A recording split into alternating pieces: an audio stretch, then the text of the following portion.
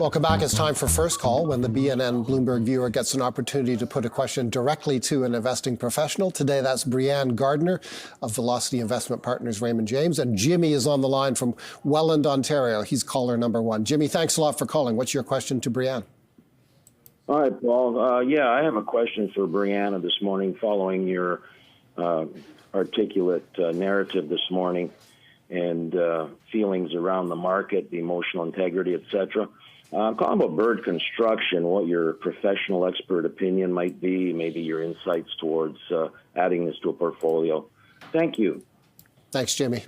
Yeah, thanks, Jimmy. Bird Construction is not a stock that we do own, but just looking at the stock across the board, I mean, fundamentally, it looks to score 9 out of 10. I mean, you have seen a significant sell-off kind of since that October 2024 high there with the stock, and then short-term, I mean, hasn't rebounded yet. Obviously, a lot of stocks in the construction and operating service and market within Canada are potentially going to get hit by some of these U.S. tariffs. And I do think that some of these tariffs are going to set a slower pace for home building in Canada. And we are seeing that data already show that. Looking at bird construction again, I mean, right now you're seeing a little bit mixed between a buy and outperform. People are saying, and analysts are saying, you could see potential upside target of over 50%.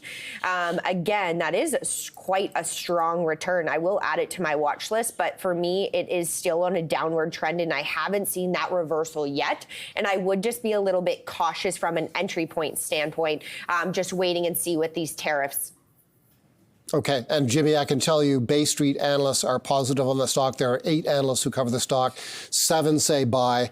All 7 of those buy ratings have been issued since March the 13th, so they're fairly recent. Okay, let's go to Anita. She's on the line as well from Markham. Anita, welcome back to our show.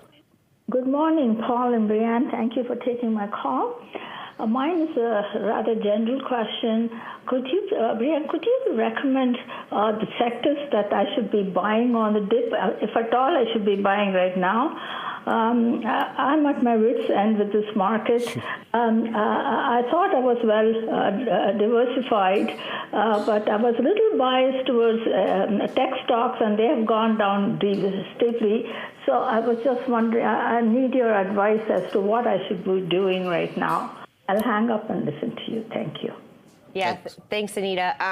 Again, I always advise investors to make sure you're taking profits along the way, especially when you are seeing concentration in the market or in an index like the S&P 500, where we did see kind of those Mag 7, excuse me, making up over 30% of the index at one point. So for us, healthcare, again, would be a sector that we are extremely still bullish on. Stocks I like in that sector: Merck, UNH, AbbVie, Eli Lilly, TMO, and Abbott. I do see strong earnings per share growth in healthcare. Also, if you are a little bit concerned still about market volatility, healthcare is a great defensive sector that does tend to do well when there is heightened volatility or even concerns about a recession. It does tend to outperform there.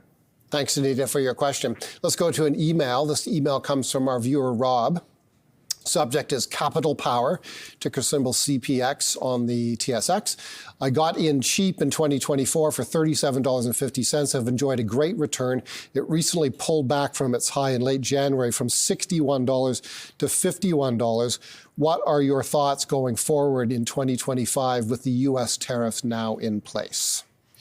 Yeah, thanks for your question. I mean, Capital Power, I believe, was my top pick for 2024. I still like the stock. We actually recently added at 52, currently trading around 49, I believe. Yeah, 49.03, you can see there.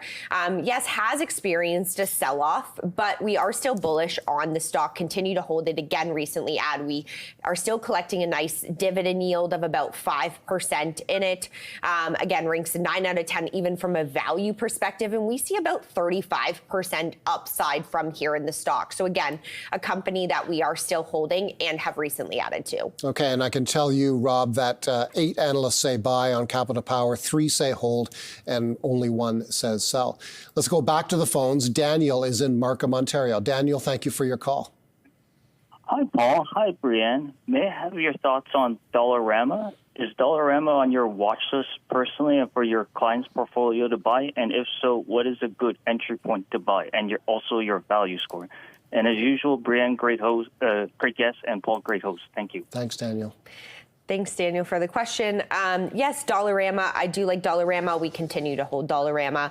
I do think, again, if you are concerned about market volatility or tightening the belt on consumer spending, some of these lower chain stores like Dollarama will continue to benefit. I do think, safer, you're thinking Costco, Walmart, and Dollarama, and you can see that uptrend that Dollarama has still participated in this year. I mean, you're not getting a huge dividend, but you are seeing that growth and that stability over the long run. I think across the board, you're seeing a blend between kind of buy, outperform, and hold, but we still like Dollarama. Thank you, Daniel, for that question. Thanks to Brianne Gardener for joining us again. Always good to have you here, Brianne. Thanks for having me, Paul. Brianne Gardener was our featured guest. Most of all, thank you for watching. That's it for us on the street. Time to turn things over now to the open here on BNN Bloomberg. As we go, a quick look at the TSX market site.